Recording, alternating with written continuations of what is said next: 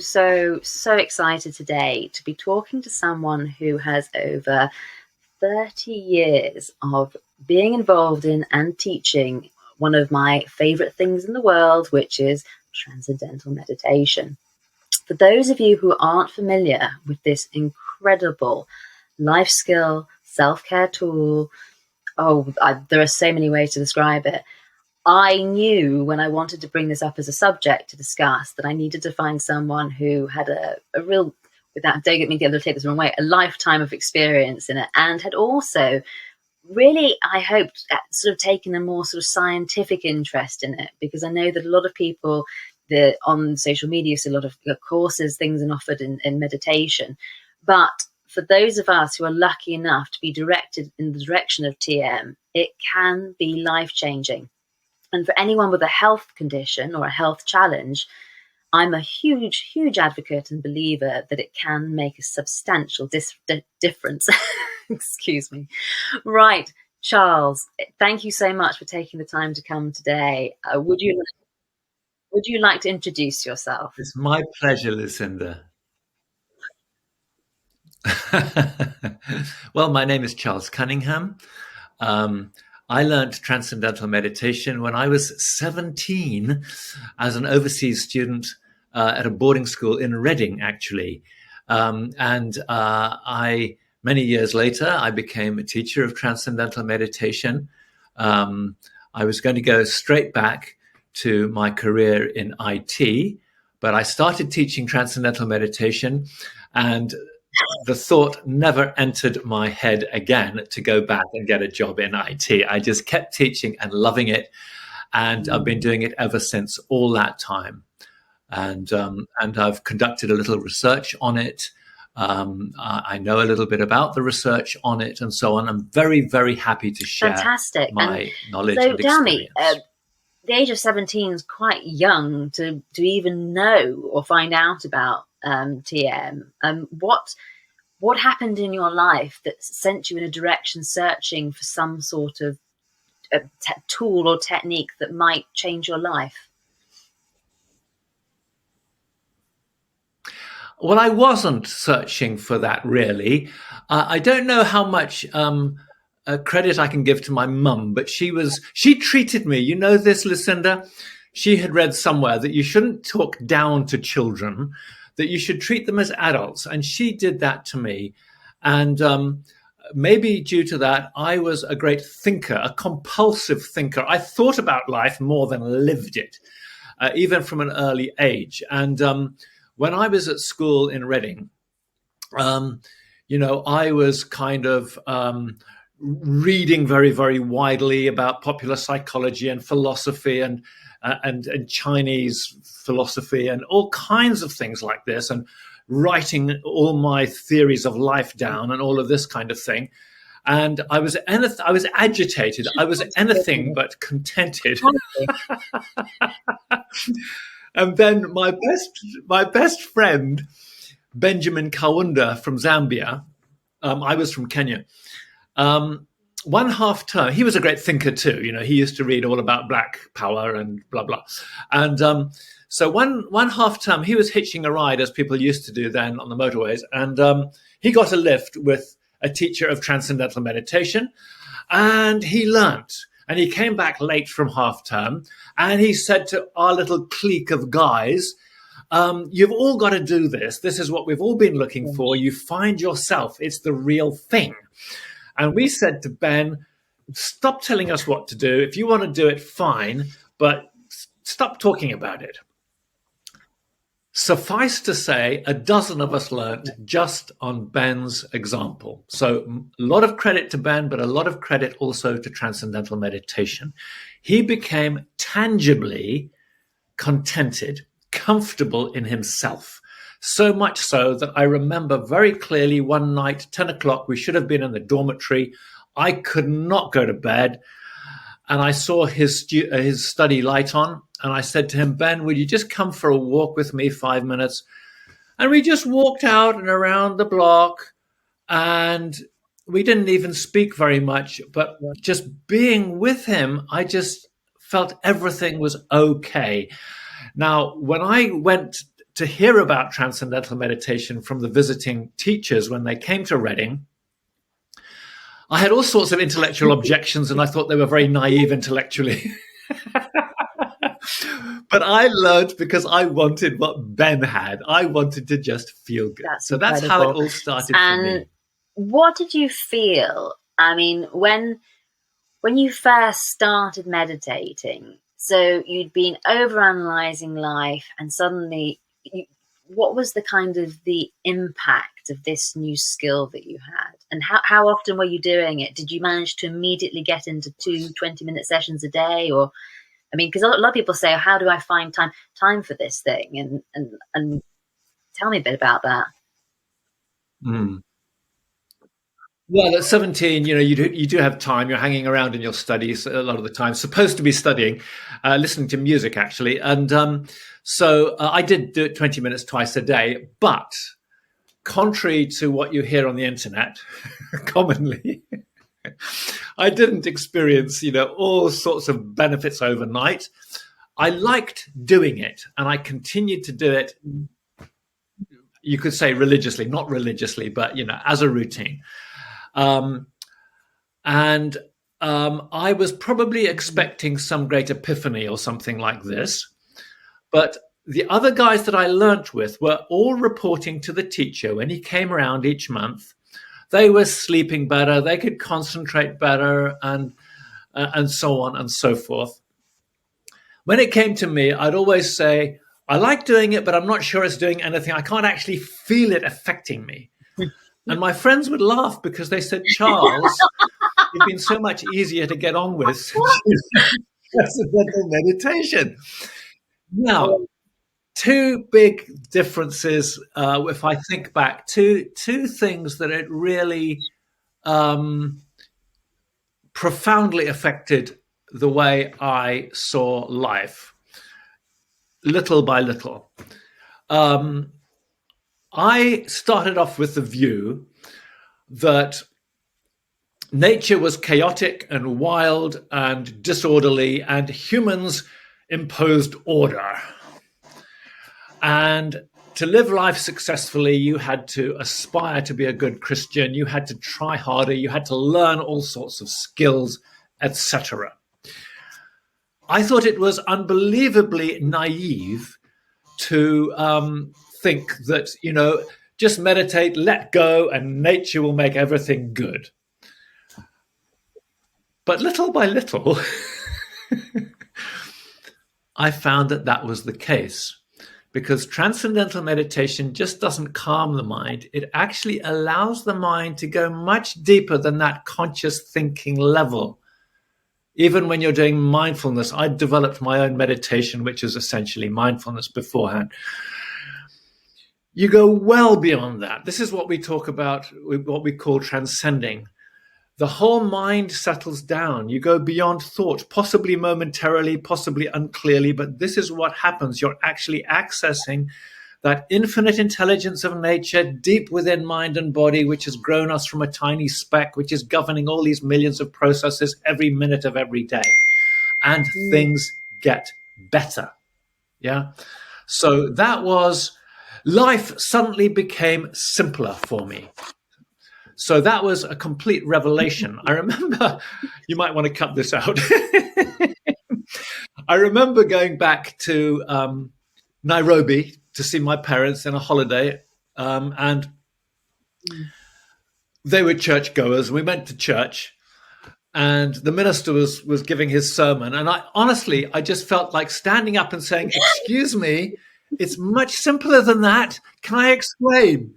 Because it's, original sin and praying and asking for forgiveness and trying so hard to be a good Christian and all this. It happened naturally. I was a better Christian when I forgot all about that and I just did my transcendental meditation twice a day. And so than I had this been transcendental before. meditation that, I just threw you in the deep end there. What exactly is it? Because, you said it's not mindfulness. What makes it different from actually just sitting there quietly for a little while and just not doing anything? What's the USP? Well, transcendental meditation is, scientifically speaking, distinctly different from other forms of meditation and relaxation and rest. You might think rest is rest, but it isn't. There are different types and grades of rest. The word meditation is just a general term, just like medication. And there's stimulants and depressants and so on and so forth. Like that, with meditation, most forms of meditation are in the direction of controlling the mind or the attention, focusing on something somehow. Transcendental meditation is the opposite. Far from controlling the mind, it is a very simple technique for enabling the mind to be free of everything that is every day controlling the mind, so that the mind can then just slip and go to where it really needs and wants to go, which is quieter, quieter inside, where it's actually in a very quiet way, more intelligent, more creative, much more powerful, actually much more happy deep down inside. And everyone, just to be clear, has that deep down inside. Whether there's trauma that's been accumulated over the years, nothing is as deep as that infinite intelligence of nature, that life force, if you like, deep within us, which better than anything or anyone can restore us to full, proper functioning, happiness and fulfillment. And I suppose, I mean, I was very lucky. I learned TM just after I'd kind of had my sort of operations, and the thing that really kind of sold me was I was sitting in a room where I was shown, I think it was a video, and it was I don't know if you're familiar with this. It was sort of, there were waves, and it was how each time you meditate, you're kind of hitting one of these little kind of, it's almost like a bomb in the water, like a little kind of trauma parcel, and you're kind of knocking it out and letting everything kind of calm down around it. And realizing, I mean, I'm not explaining that very well, but realizing how the body very much does hold trauma, anything that you have that affects you in a negative way, you kind of store. It was a really positive incentive to actually learn, because I thought, hang on, actually, each time you meditate, you're getting an opportunity just to calm and just heal, really, what's gone before that's kind of stuck in you, so to speak. Does that sound... It's very, very powerfully healing, but in a very quiet and entirely natural way. It's a very unspectacular experience for most people most of the time, because it isn't natural. And nature moves silently, and it moves very profoundly and more powerfully than anything. So you do your transcendental meditation regularly, and all the different branches of your life just begin to flourish little by little, possibly unnoticeably, but in a very, very real way. In terms of actually how you felt this sort of came about in your life, you were meditating, you decided that IT wasn't for you. What happened next? Where did your journey take you with transcendental meditation? When I was at university, as a student, I met up with other students who did transcendental meditation. We met at the TM Center locally. We set up a student meditation society and so on. And we went on retreats regularly. By the time I finished university, both my parents said, we want to do this. I thought they'd be the last people in the world that would ever do it. But they said the changes they saw in me meant that they really wanted to do this. And they did it until their dying days. And it was a very, very great fulfillment. Now, at university, one of my meditating student colleagues was, he went and did the TM teacher training. And he was urging me to do it. And I was ultra cautious and so on. And I thought I wouldn't be good enough and I could never do that. You know, when I was enlightened, then maybe I would do it. But after some time, you know, in working life in IT, I decided this was the time. and I would give it a go. And I didn't know if I'd get through the training course. The first few days, I sort of thought, I'm going to get in the taxi and go. But I lasted it through, and it changed my life. It was the best thing ever. And I actually qualified with my now wife, which was very beautiful at the same time, at the same place. I taught in London for a number of years. I then joined a project to teach Transcendental Meditation in Armenia in 1990, when they'd undergone a huge earthquake and half the country had been absolutely devastated. The second biggest city had just literally been leveled to the ground. And also there was ethnic cleansing, a lot of people suffering from post-traumatic stress from that as well. So I didn't speak Armenian. We just had to pick people up who spoke a bit of English, and we just did our best. And we were teaching hundreds of people. And that was, again, a kind of a life-changing experience. And for a young teacher, by goodness, it really drove home the effectiveness of this technique. I could tell you some stories if you're interested, but it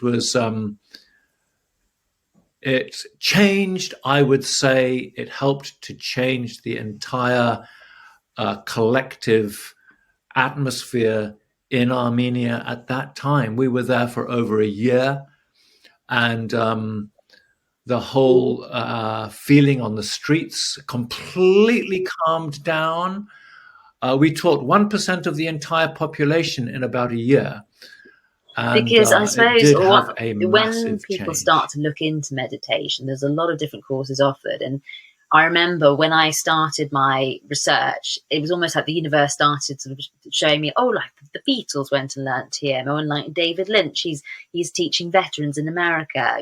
There was all of these people who were kind of saying it was great. And what stuck to me actually was this idea that for people who'd had post-traumatic stress or who'd gone through trauma, my belief at that point was actually, however I got to the point of being sick and then on to where I went after that, the body has a way of kind of holding these things. And so your experience over there, what would you say was the biggest takeaway that they were taking from what you were teaching, and what was your biggest takeaway from that situation?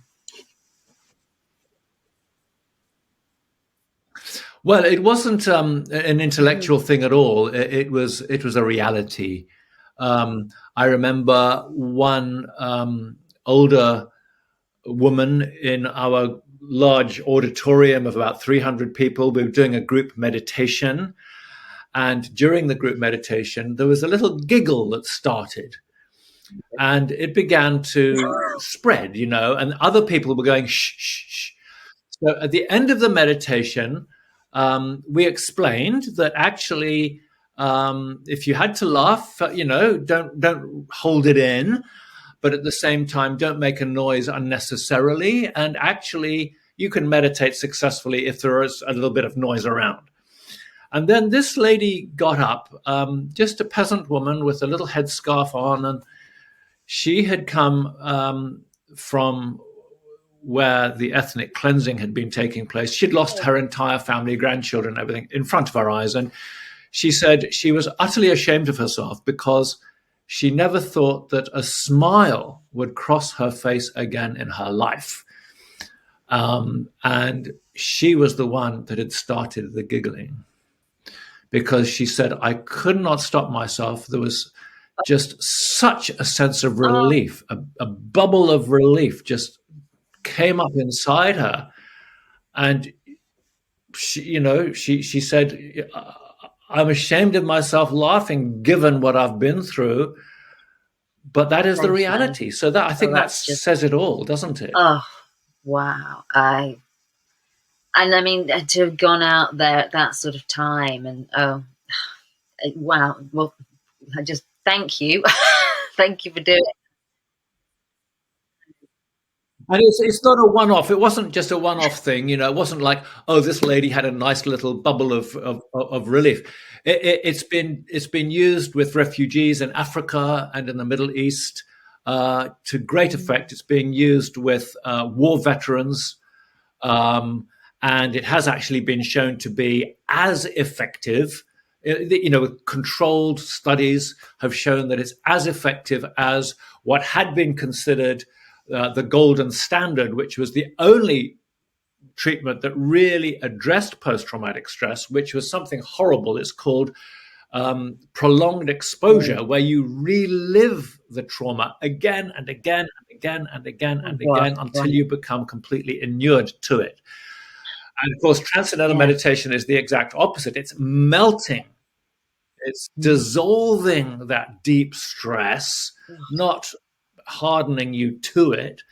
All the emotions become frozen when you're numbed, when you're suffering from trauma, and Transcendental Meditation just relieves that, and your feelings come back again, and you live more normally again, and you have true happiness, and it's not a short-lived thing. It's in terms of, we've covered the post-traumatic stress. In terms of health, what would you say would be the benefit to people who are living with a health challenge to take up a practice of TM?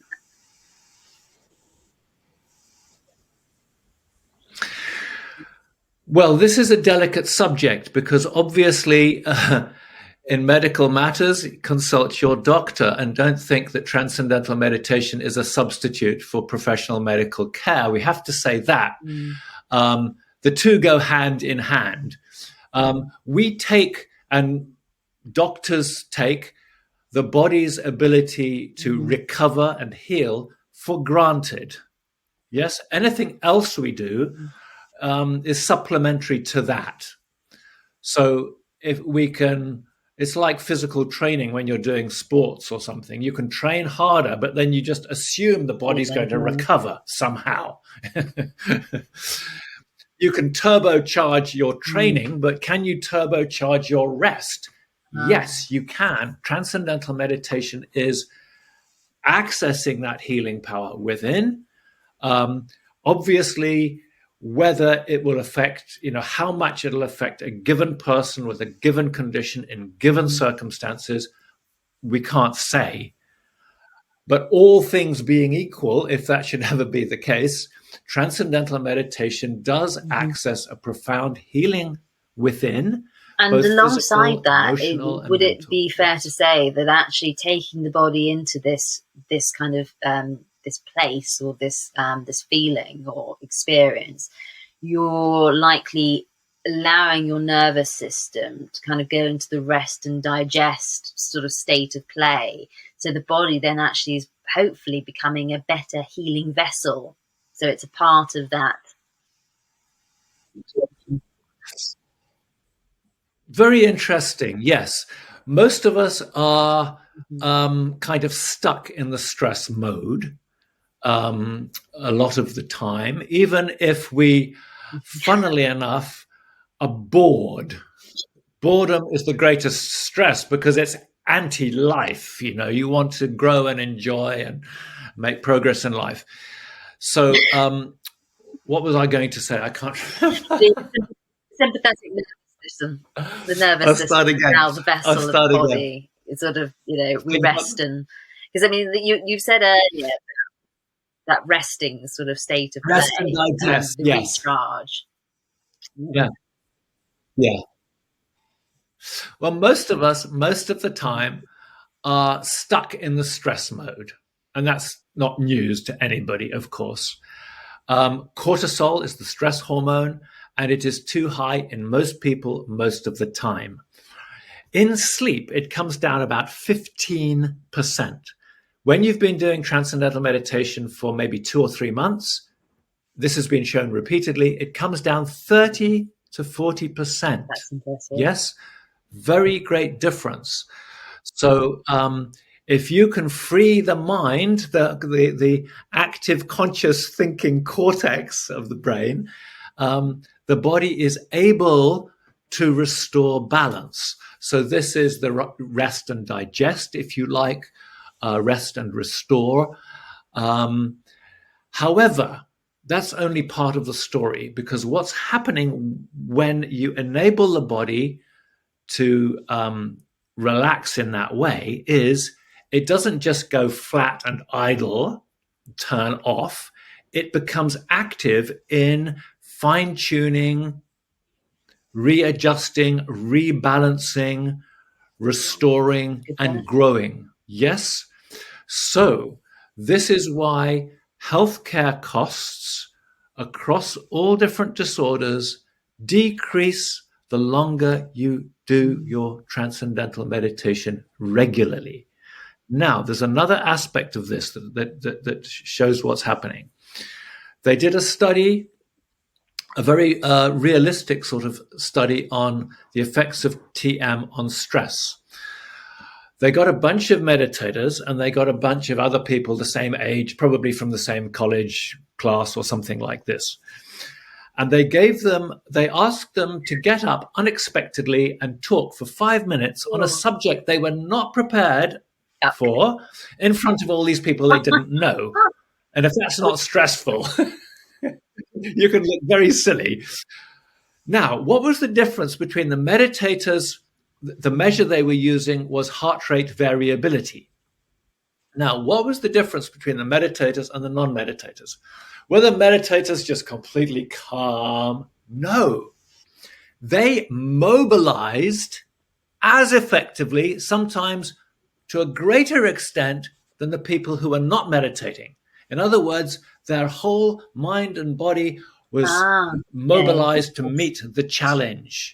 Yes, yes, yes. But the big difference came after the stress, that the meditators' nervous systems went into what is called a deep recovery phase, as if they were going, thank goodness that's over. Basically, the nervous system was recovering. It was bouncing back.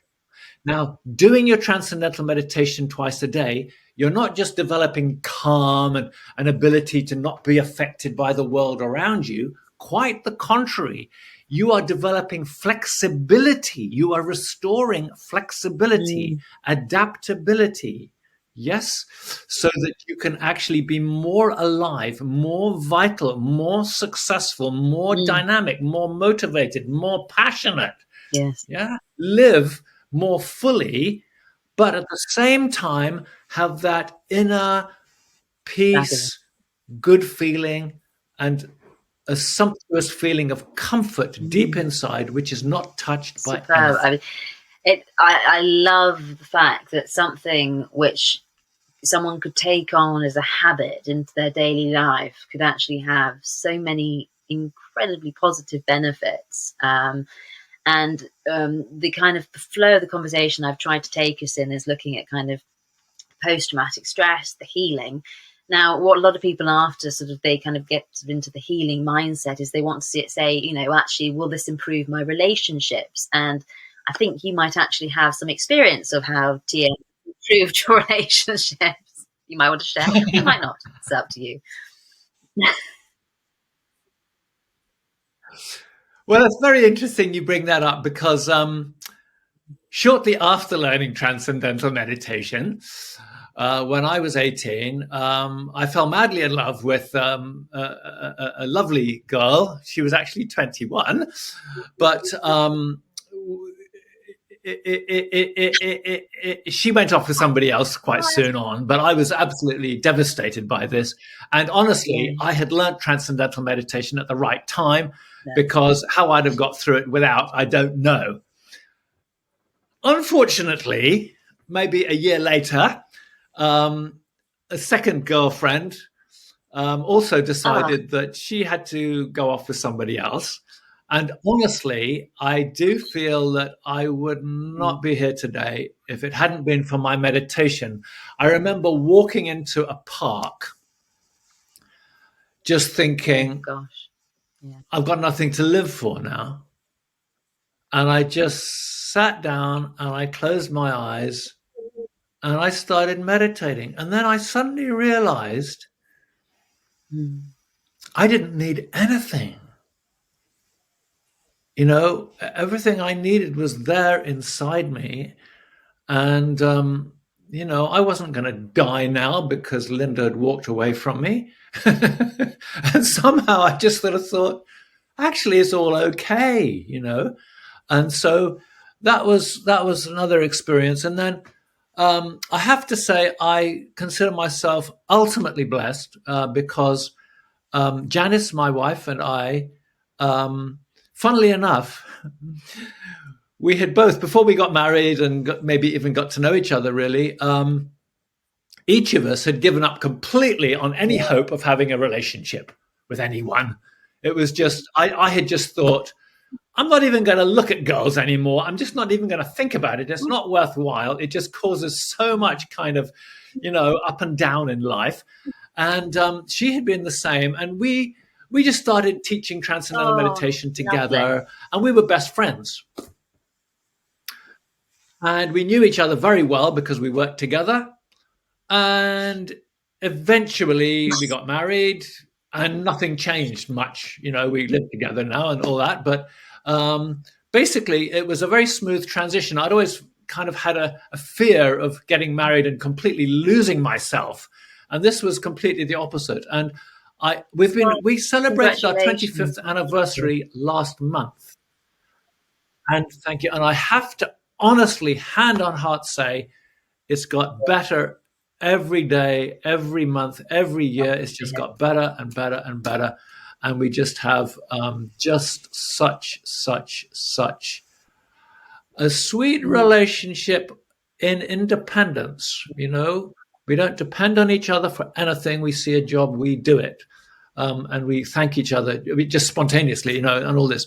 But we don't expect anything from each other, but we have a wonderful relationship. I just thank God for it. Brilliant story, because I'm very blessed in that my parents, they were best friends before they got together.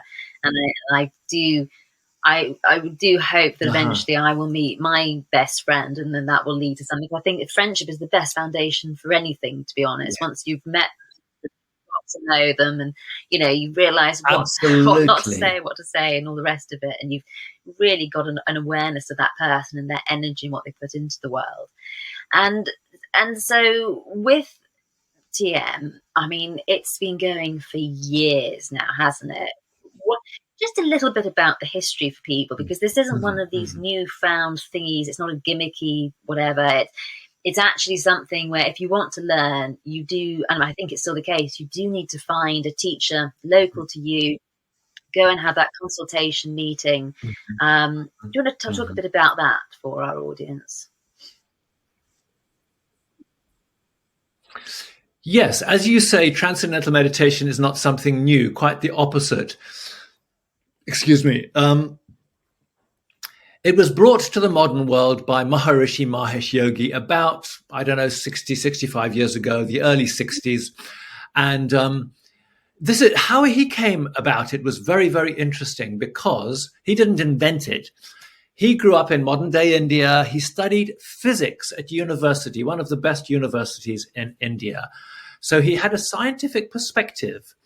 And then one day he heard that there was a very highly revered guru in the forest near Maharishi's family home in central India. So he got on his bicycle and he cycled off into the forest looking for this man. And it was late evening and it was getting dark. And eventually he found what he thought was the place. And there were these young men who said, "You can't come in, nobody comes in to see Guru Dev." And Maharishi said, "Look, please, I'll just sit quietly. Just let me just sit." And he describes how in the semi-darkness, he just had a glimpse of Guru Dev. And in that instant, he knew immediately Guru Dev had something that he had not seen in anyone else. And he wanted that more than anything. And he just wanted to hang around Guru Dev and learn and soak it up. And when he eventually asked, Guru Dev told him, "Go and finish your studies." And Maharishi said to him, "But how will I find you again?" And he said, "You'll find me."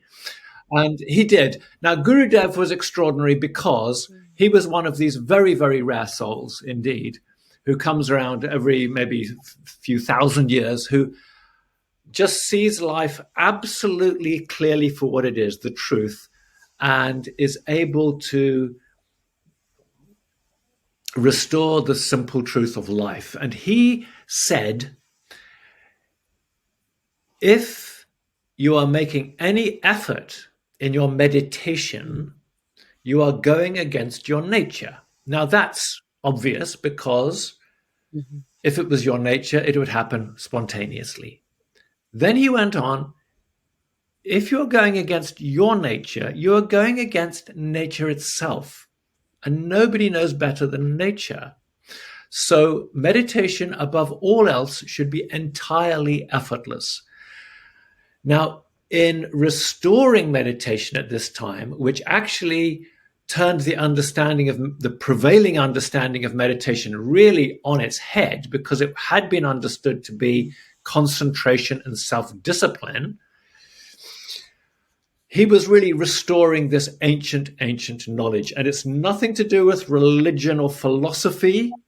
Any religion or philosophy is a human attribution, something which is added on, or some interpretation. Transcendental meditation uses the effect of sound. It's not mind control. It uses the effect of sound. Sounds resonate with the nervous system measurably.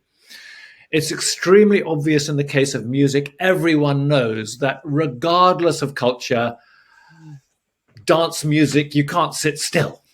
Sleepy music, you tend to fall asleep. Happy music, you feel happier, etc. But language is the same. And mantras have been misunderstood and misused widely and for a long time, because they were treated as something that an object for concentration and developing powers of focus. In fact, they're very, very, very special sounds and syllables which resonate favorably with the nervous system, and they've been passed down to us by people who are exquisitely sensitive to the effects of sound on consciousness. So the mantras that we use in transcendental meditation, and that's only half the story, the other half is how you use it. But the mantras we use allow the mind to transcend, to refine their activity right to the limit. Yes. So to that simplest state of human awareness. Yes. How you use the mantra is all important, and this is why you need a qualified teacher to guide you when you learn transcendental meditation. It is highly nuanced, and everyone responds slightly differently, will have different takes on it, questions on it, and so on. So the initial learning is always one-to-one with the teacher, and we guide you in the effortless use of the mantra. And ongoing, we help you to maintain that effortless use of the mantra, which is key to its effectiveness. When you say effortless, I mean, many people will say, well, how can it be effortless? You know, if you're having to remember and fixate on this word, that seems like just impossible. It is impossible to fixate on anything for any length of time because it's not the nature of life to stand still. Transcendental meditation is allowing the mind to just find where it I tell you what, here's a beautiful analogy. You've heard of the Buddhist analogy of the monkey mind. The mind is like a monkey swinging restlessly forever in the treetops. The mind is by nature restless. Mm-hmm. You have to control it. Yeah. Well, transcendental meditation enables the monkey to see that down here there's a big pile of bananas, just what it's been looking for. And you don't have to control the monkey. It just comes down here and it fills itself up with bananas, Wow. and it goes back to the treetops happy. Yes, that's the difference. We are enabling the mind to discern, to feel out where it really needs and wants to go, which is quieter, quieter, quieter, quieter. The awareness expands, the boundaries go, And is and that there's that the inner peace. transcending? That is transcending, which means going beyond thought. And as I said earlier, it may not be clear, it may be just momentary, but it's happening all the time in transcendental meditation to whatever extent you realize it. And this is what is allowing the whole physiology to restore itself and Incredible. revitalize itself. And in Yes. your experience with TM over the years, in the discussion we had previously, you did mention that you'd actually been talking to doctors. Is that correct, about the use of it in medical things? Or was you? I actually spoke to 40 young doctors just last week, but previously I have taught groups of doctors and have done medical research myself with at St George's Hospital.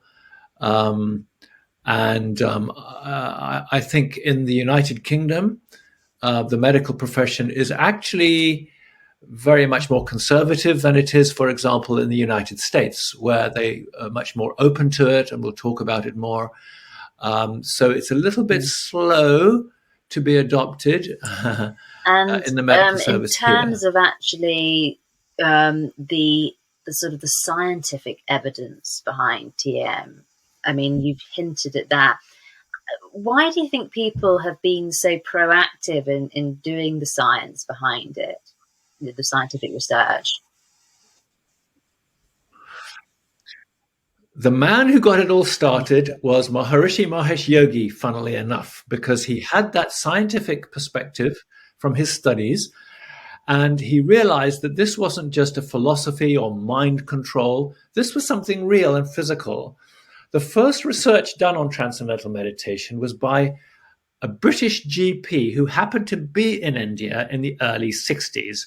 And he published a letter in the Lancet when he came home, reporting the reduction in his own breath rate during transcendental meditation.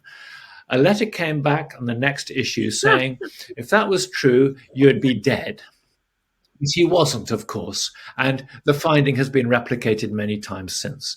During transcendental meditation, the special quality of rest that is achieved is the body is profoundly rested. The breathing can actually stop for short periods or be very, very shallow without any compensatory overbreathing afterwards. It's just reduced oxygen consumption, muscle tension goes down, as I said, cortisol goes down, and so on, parasympathetic dominance. And then Yeah. No, no. Well, and that medical lost research, my train seeing of how it thought is actually does affect people in that way is incredible, isn't it? Because for people actually, for their breath rate to slow down so that they almost seem like they've become unconscious, that GP. yes, what I was going to say was while the body gets this very deep rest, the mind is wide awake. So we're not switching off. And it's this special quality of restful alertness which is bringing about the So it's health benefits, restful basically. alertness. Alertness. That's right. That's right. Sorry, Oh, let's seriously, take a this is breath just here. absolutely fascinating because I know that a lot of people will be thinking, okay, I've heard about meditation. I think, maybe I could investigate it, but there's a lot of different options out there. And what I say to people is, yes, there are a lot of different types of meditation that you can pick up and a lot of apps that you can have on your phones. But from what I've experienced, and I know that other people have experienced, TM is this sort of meditation practice that once you've learnt it, once you've actually started doing it, it becomes part of your lifestyle and a habit that you will take, as you say, from the day you learn it to right to the end. If there was someone who was kind of sitting on the fence about TM and sort of said, well, it sounds good, but I'm just not sure, would be sort of one thing you said to them, this is a reason that you should consider going and finding someone and having a chat and sort of seeing it was for you. Anything that springs to mind? I mean, you've given some fantastic reasons, but just in case they needed one sort of punchy sort of reason to go and have an investigate. Well, everyone is different. Everyone responds differently. Some people come for anxiety. Some people come for creativity. Some people come because they're successful, but isn't there more to life than this? So everybody is different. The most sure, oh dear, that's my calendar. I have it switched off. Why is it doing that? We'll start again. I'm so sorry about that. My calendar switched off. I don't know why it's coming up with this reminder. My phone is switched off as well. Yes, just do, and I can cut it out. So maybe I'll restart that. People come with different reasons. Everyone is unique to TM, aren't they? Everyone comes to Transcendental Meditation for different reasons. They may come for reducing anxiety and stress, which is quite common. They may come to enhance creativity, which is, again, a very common reason, believe it or not, actually, to help them study. A lot of people in education at different levels do transcendental meditation for that reason. So other people may be very, very successful in life and have everything and then feel, isn't there more to life than this? They're looking for some meaning or something like this. Just to address some of those, the most reliable, sure benefit of transcendental meditation in my 34 years of teaching transcendental meditation is reduction of anxiety.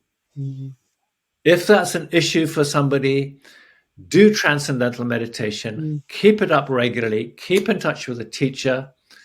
So you do keep it up. And anxiety will come down steadily, and it could be a thing of the past in not too long. It depends on how long it's been there, etc. But it does come down steadily. I've measured it using inventories. There's a lot of research on it.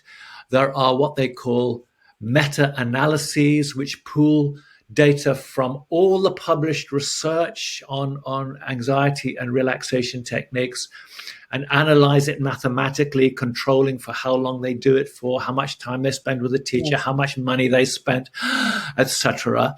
Time and time again, transcendental meditation comes out as more effective in reducing anxiety than other forms of relaxation and meditation. Why? Because all the others are trying to do something. They're trying to control the mind or the attention, focus on the breath or the muscles or the present moment, empty the mind of thoughts or something.